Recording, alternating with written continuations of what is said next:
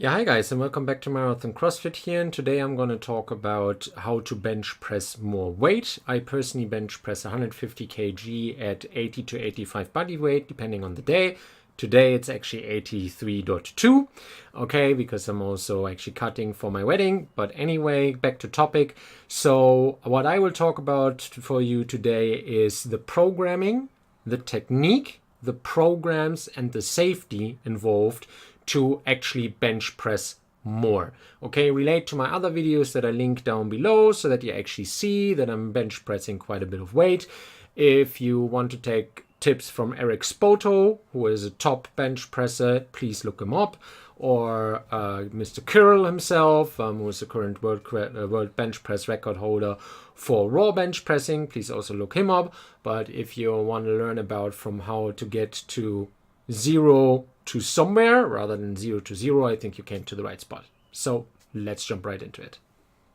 So let's talk about programming for the bench press and the most important thing, which is consistency. So if you want to build a strong bench press, first of all, make a goal, be it 140, 150, 160, 200 kg, whatever it is, and break it down into an actionable plan.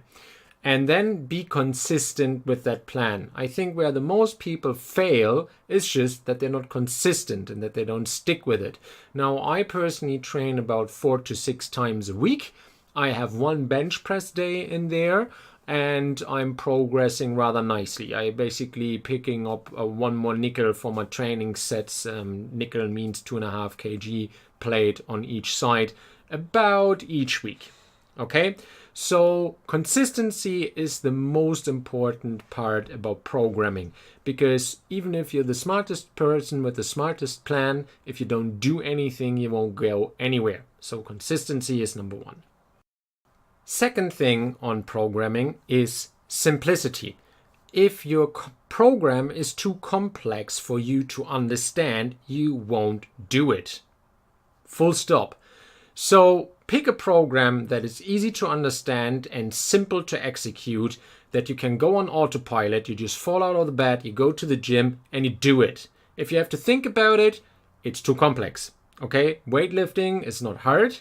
It is something that you can go on autopilot, and that's what it should be. Also, if you're a beginner and somebody gives you a complex program with I don't know how many different movements, you are doing something wrong. Okay, it's the bench press. It's simple. It starts here, it ends there, it goes back up. That's it. So pick a simple program. Don't overbrain it. If you're consistent and simple, the next thing you have to introduce is overload. So your program should have an element of it where you start to add more weight over time over the barbell. Don't go too extreme with that. You know, the slowly and steady works wins the race here. But it should be an element of overload that you are adding more weight to the plate, either day over day when you're a beginner, or week over a week, intermediate, or maybe even month over month if you're an elite lifter. No overload, no progress, no more bench press weight. So you basically are wasting your time towards your goal in the gym. So implement overload in your programming to bench press more weight. So last point on programming is that you keep programs that are working within the 1 to 5 repetition range for 1 to 5 sets. Not more, not less. Okay, you want to work up to 25 to 30 repetitions, good quality, high load, which means high load is somewhere between 75 to 95% of your 1 rep max repetitions that are getting you stronger. Work with that kind of stuff. Combine that with the overload, the simple and the consistent principles that I've introduced to you, and you're basically done with your programming. It's not that hard. You don't have to overthink it. So do 5x5s, 4x4s, 3x3s, 2x2s, or 3x1s, you know, whatever you may want to do, what gets you there. But in that range, you will operate to bench press more weight. Now that we've talked about programming, the next thing I like to talk about is technique on the bench press. So first thing to remember is that you should always white knuckle. So build a fist, squeeze it. Now squeeze it even harder and see how my underarm and even my triceps get involved. And now really white knuckle. So that actually you activate all of your shoulder here so that you're pressing the barbell as if you want to crush it. Okay? I repeat that for you. Build a fist, squeeze it even harder, and squeeze it as hard as you can that you even feel it up in your shoulders. This is called white knuckling. It will give you about 1 to 3 reps on each set and more power. And most people overlook this. It's simple. It makes you more powerful. Do it. Next thing on bench press technique is bending the bar like a horseshoe. So we talked about white knuckling. You have it white knuckled with both hands, depending on where you position them. And then the next thing you want to do, you really want to bend the barbell like a horseshoe. You want to pull your pinkies in so that you're really crushing the bar, that you're really getting tense and that you're getting the maximum tension out of all of your fast twitching fibers. So bend the barbell like a horseshoe, and while you're doing that, also remember that you're building fists and that you're crushing that barbell in your fist so that it goes up to your shoulders. Okay, you really want to crush it. So moving on from the hands and from the bending, the next thing is to retract your shoulders. So you really want your shoulders and shoulder blades to get together. You want them to get together. Okay, you don't want them flat on the bench. You want them to get together, squeeze, bend. And then if you do that, you should actually feel that all of your shoulder blades are really active and the triceps is active in the bench press. That is also how you get up more weight. So again, squeeze hard, get it into the shoulders, bend like a horseshoe, and get the shoulder blades together. You see I'm already shaking because I'm getting under so much tension. So the next thing, let's talk about your legs and about arching. Okay, if you want to get the maximum out of the bench press, you have to build an arch. Okay, so to build an arch, and look at my other videos when I'm actually bench pressing, how I'm building an arch, you get your feet as close to your head as you possibly can, so that only your butt cheeks and your shoulders are on the bench itself. So basically what all you're doing is the tension that I've just showed you, you prolong that and bring it into your entire body. So, you have your fists clenched, you pull your pinkies and you bend the barbell like a horseshoe, you retract your shoulders and you see how it's starting. Then you also bring your feet in to be as close to the head as possible, that you also have the tension and drive from the legs. And then you're in the ideal position so that you can BAM! Press the weight up. So now that we've talked about tension in the body, which I think personally is the one that is done wrong the most to bench press more weight, and where I see the most stuff going wrong, from wobbly bench presses to kind of all over the place stuff. Let's not go into that too much. So we talked about tension. Let's talk about positioning. So positioning, what I mean by that is the positioning of your wrist and your hands in relation to the barbell. So the positioning of your hands, ideally, from my perspective, is either a thumb away from the knurling or on the outer ring, on the outer knurling for wide grip bench press.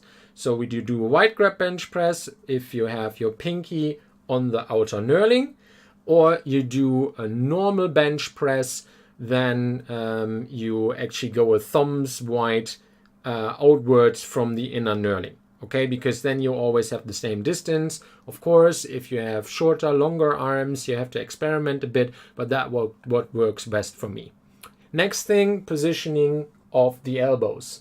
If you do all of the tension cues that I've given you, your elbows actually shouldn't be out somewhere here. However, just that you know, the more ideal position to bench press more weight for the elbows, it's here. Okay, it is close to your body, not away from your body.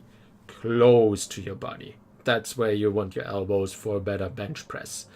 Then the next thing about positioning, wrist positioning. Okay, this is a weak position, this is a weak position, this is a strong position. This is what you want. Not this, not this. You want a strong position. If you want to punch someone in the face, you have a straight fist. You don't hit him like this, because then you'll just break your arm or your wrist, which we don't want to happen. That's why you keep it straight, like you learned here. We've talked about programming. We've talked about tension. We've talked about positioning. Now we're talking about execution. So execution of the lift can be done in two ways. Either paused or explosive. That depends on your training goals. It depends on what you want to do. But basically use both in your training regimen. I'm using paused bench presses as well as explosive bench presses. I work with bands, with chains.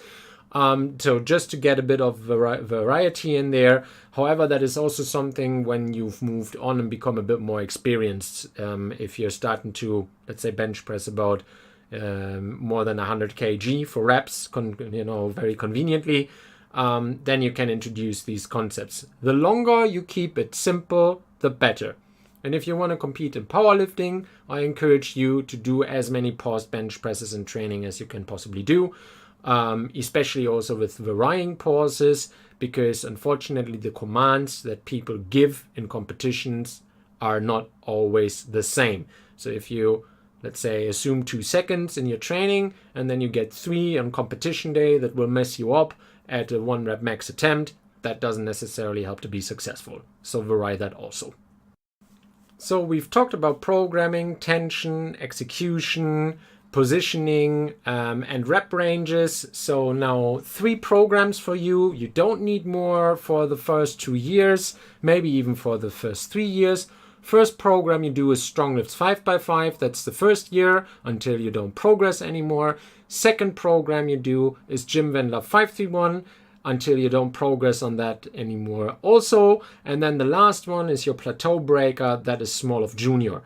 I have written reviews that go into very much detail on all 3 of these programs. You find them linked below, but your first go-to is Stronglifts 5x5, second Wendler 531, and third one would be Smolov Jr. If you use these 3 in different combinations and rotate them in and out, you can actually bench press more weight for the next decade. You don't need more. You can go on autopilot. You're welcome.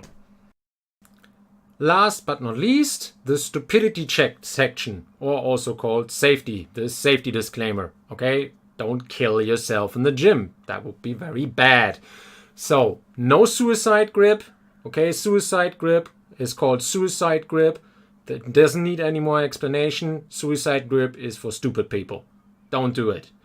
Then, next thing is always set up your safety pins, because again, if you are pinned under a barbell because you didn't set up your safety pins, then you look very stupid. We don't want to be stupid. We want to bench press more weight. So please always set up your safety pins. How to set up your safety pins? Build an arch. Then make sure that the safety pins are a bit below that arch, and so that you can actually release the arch that I've taught you about the tension bit. You can lower the barbell in a controlled manner to the safety pins, then push it forward and get up. So experiment with your setup until you're satisfied that that is possible. If you can't get that setup done, then you are in a gym that doesn't have proper recs. Switch the gym. And the last thing is collars. Now, collars always come with a spotter. Okay, I repeat that. If you put collars on your bench press, then you need a spotter. Why is that?